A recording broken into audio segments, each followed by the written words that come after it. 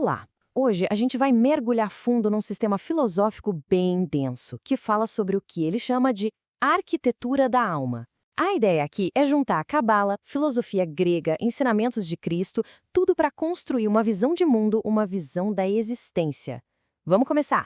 Sabe aquela inquietação que todo mundo sente uma hora ou outra? Aquela angústia que não vem porque falta alguma coisa, mas porque falta sentido? Pois é. Segundo essa filosofia, tudo começa aí. E essa angústia toda, no fundo, se resume a 3 perguntas que, convenhamos, assombram a gente desde sempre. E olha só, de todas essas questões, tem uma que é a mais importante de todas. O que eu estou fazendo aqui? E por que essa? É simples, né? Porque a vida acontece agora, no presente. É aqui que tudo se desenrola. Por isso que essa busca por um propósito, por um sentido, tem um peso existencial tão grande, tão real. Ok, então, para a gente entender essa tal arquitetura da alma, a gente tem que começar pela base, pelos fundamentos. E é aqui que a coisa fica interessante, porque a análise traz uma visão do universo, uma cosmologia que vem da cabala e que, olha, desafia tudo que a gente costuma pensar. O conceito central aqui é uma palavra hebraica, tzimtzum. E o que é isso? Bom, esquece a ideia do Big Bang, sabe? Aquela explosão que cria tudo para fora. A visão cabalística é quase o oposto, é um paradoxo. A criação acontece por uma retração. O eterno Deus se encolhe, se retrai para dentro de si mesmo, para abrir um espaço onde algo possa existir. Então não é uma expansão, é um ocultamento. Faz todo sentido quando a gente para pensar. E esse quadro aqui ajuda a gente a visualizar bem essa diferença. De um lado, o pensamento comum, criação como expansão, Deus se expandindo para fora, criando um espaço novo. Do outro lado, a visão cabalística, criação como retração, o eterno se recolhendo, permitindo que algo surja no espaço que já existe. É uma virada de chave, né? Muda completamente a nossa perspectiva. E aqui, atenção, porque esse é um ponto fundamental. O todo, a fonte de tudo, está além do bem e do mal. É o que a filosofia chama de superadual. Mas, para que a gente possa ter qualquer tipo de experiência aqui, na nossa realidade, a dualidade é uma condição. Ela é necessária. Bem e mal existem no nosso plano, no nosso nível de consciência. E o erro, o grande erro, é confundir uma coisa com a outra, confundir os planos. E essa ideia, por mais que pareça mística, nos leva direto para a filosofia grega clássica. Olha só essa frase de Parmênides: o ser é, o não ser não é. Parece simples, né? Mas é demolidor. O que ele está dizendo é que tudo que existe, absolutamente tudo, faz parte de um único e mesmo ser. Não existem seres separados, só manifestações diferentes de uma única totalidade. É uma ideia de uma força impressionante, sem dúvida. Ok. Se somos todos, então, expressões desse mesmo ser único, o que isso quer dizer pra gente, no nosso dia a dia, pra cada um de nós? Agora a gente sai do cósmico e mergulha no conflito que acontece dentro da nossa própria consciência. E aqui a filosofia é bem direta, sem rodeios. Sim, existe algo divino dentro da gente, mas é absolutamente crucial não confundir isso com o nosso ego. O divino é a nossa essência, é a consciência pura, é a presença. Já o ego é a nossa personalidade, são os nossos desejos, a nossa vaidade.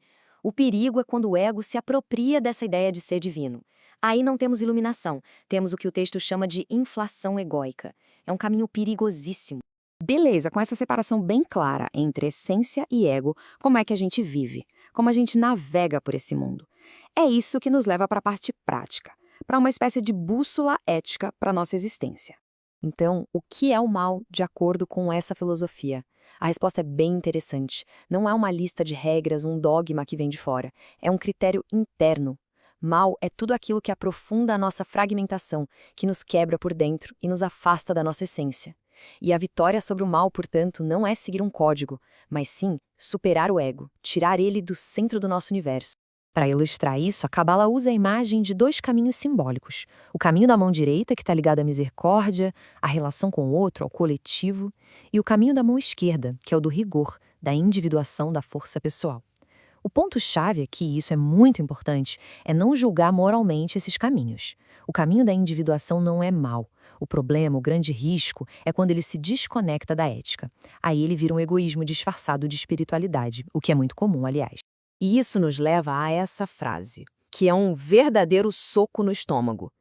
Iluminação sem ética é regressão disfarçada. Exatamente, A evolução de verdade tem que ser coletiva. Uma busca espiritual que serve só o indivíduo, que ignora o outro, que ignora a ética, isso não é evolução, é uma regressão, só que com uma roupagem bonita. Certo, então vamos juntar tudo isso. O que a gente faz com essa informação toda? Como a gente deve viver? Qual é, afinal, o nosso mandato existencial? Qual a resposta para aquela primeira pergunta lá do começo? O que eu estou fazendo aqui? E para responder, a análise busca um ensinamento de Cristo. Quando ele diz, o reino de Deus está dentro de vós, o ponto não é que existe um lugar para onde a gente vai depois que morrer. Não. O reino dos céus é um estado de consciência, aqui e agora. É um jeito de ser que é governado pela nossa essência e não pelo nosso ego. Então, o reino está sempre acessível, aqui dentro.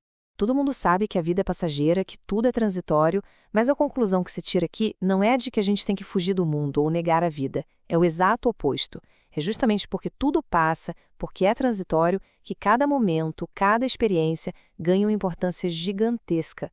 Viver com consciência passa a ser o grande projeto da vida. Isso nos leva a essa pergunta, que não é para ser mórbida, mas sim um exercício de clareza. O que vai ficar quando a gente não estiver mais aqui? O que a gente está deixando? E não se trata de construir monumentos, mas sim da qualidade da nossa presença no mundo, da marca que a nossa consciência única deixa por onde passa. No fim das contas, a responsabilidade é toda nossa, é interna. É como disse o Buda, não confie em deuses impotentes, em você reside a sua própria salvação. O despertar não é algo que vem de fora, não é um presente, é um potencial que está dentro de cada um de nós. Não existe salvação externa, só a possibilidade do despertar que vem de dentro.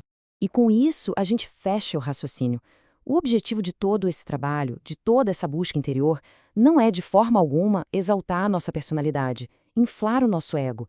O propósito final, o grande objetivo, é restaurar a consciência ao seu lugar de direito, no centro de tudo. É permitir que a nossa verdadeira essência finalmente se manifeste.